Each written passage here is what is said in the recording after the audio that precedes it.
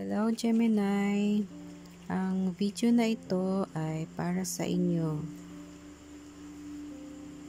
I'm Beth at welcome po sa aking channel.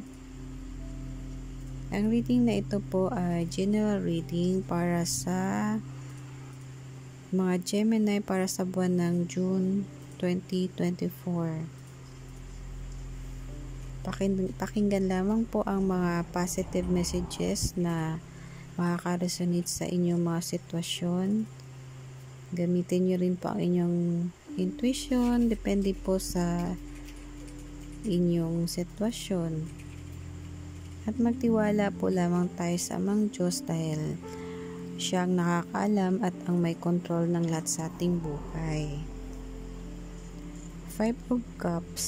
Ang iba sa inyo ay nakakaranas ng kalungkutan at disappointment. Feeling ko ang iba sa inyo ay may nagawang action, decision, na labis nyo pong ikinalulungkot at pinagsisihan. 4 of Swords. Pahinga, relaxation, at muni-muni.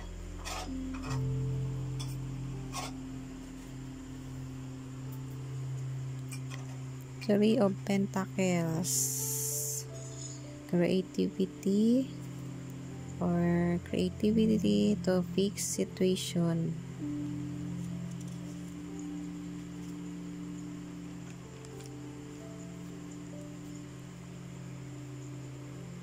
Feeling ko ang iba sa inyo ay nakapokus sa inyong mga negative na emotion or nangingibabaw po sa inyo ang negative emotion ninyo dahil sa mga naranasan nyo pong disappointments. Nakaranas po kayo ng sama ng loob na para po kayong sinaksak sa likod. Sobra po kayong nasasaktan, nalulungkot, na parang umabot na po ang sakit na nararamdaman nyo sa sukdulan.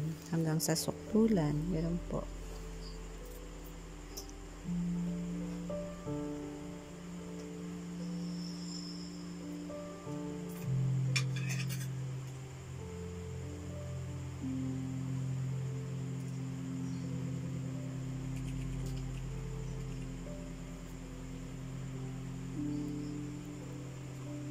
Sumama si Justice card.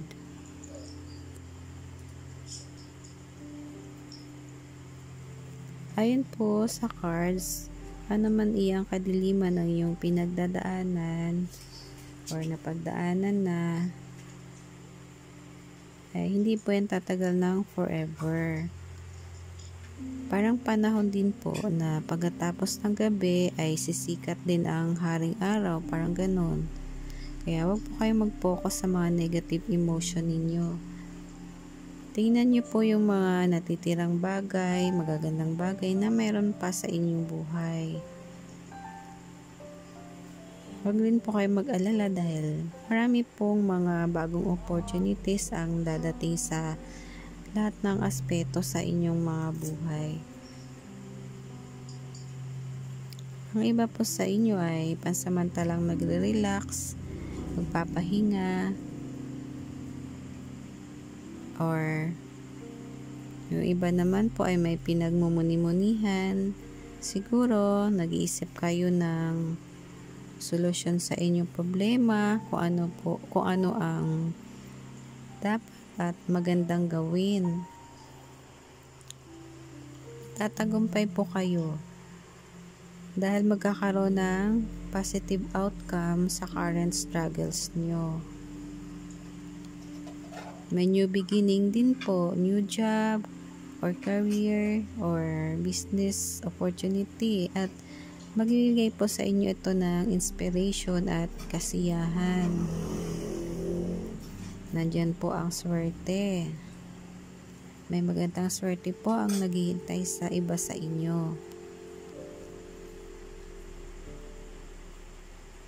Ang iba po siguro sa inyo ay nakaranas ng conflict o pagsubok sa relationships or sa love life. Ang new beginning para sa inyo ay ang pagkakaroon ng second chance. Pwedeng kayo po binibigyan ng second chance na inyong mga partner, or pwedeng kayo po ang nagbigay ng second chance sa inyong partners para magkaayos ulit o para maayos ang inyong mga problema o kung ano man yung inyong mga pinagdadaanan, at maging positibo po yung outcome.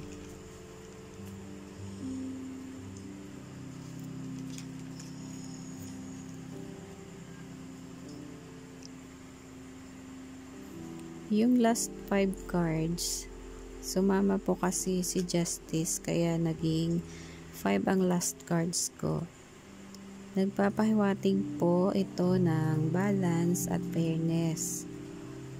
Nagre-remind din po si Justice card na ang bawat action na ginagawa natin ay may consequences. Kung gumagawa ka ng kabutihan, syempre kabutihan din po yung babalik sa'yo. 3 of Pentacles, feeling ko ang iba sa inyo ay may aayusin or may inaayos na sitwasyon. Pwedeng relasyon, love life, partnerships, friendship, at iba pa. At para maayos nyo po yung inyong problema, yung iba po siguro sa inyo ay i-detach nyo na inyong mga sarili sa mga bagay o sitwasyon na hindi naman nakakatulong sa inyong pamumuhay. Iiwasan nyo na yung mga tao na nagdudulot lang naman ng conflict sa inyong mga relasyon, sa inyong mga sitwasyon. Ganun po. Yan yung mga pag-aayos po na gagawin ng iba sa inyo. Para sa akin po, ang energy na gustong ibahagi nitong 2 of Cups ay itong phrase na treat others as you wish to be treated. Nagpapahiwatig din ito ng harmony and respect and appreciation in friendship and relationships. Kaya, Geminis, magiging okay na ang lahat. Magiging matagumpay kayo kung ano man ang gusot na gusto nyo ayusin.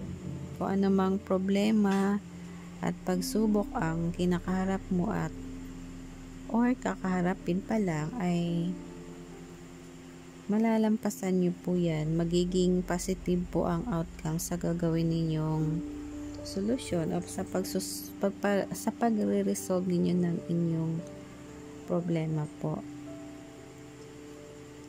So, ayan Gemini, sana magustuhan nyo pa itong aking video. See you next reading. Please like, share, and subscribe. Thank you. God bless.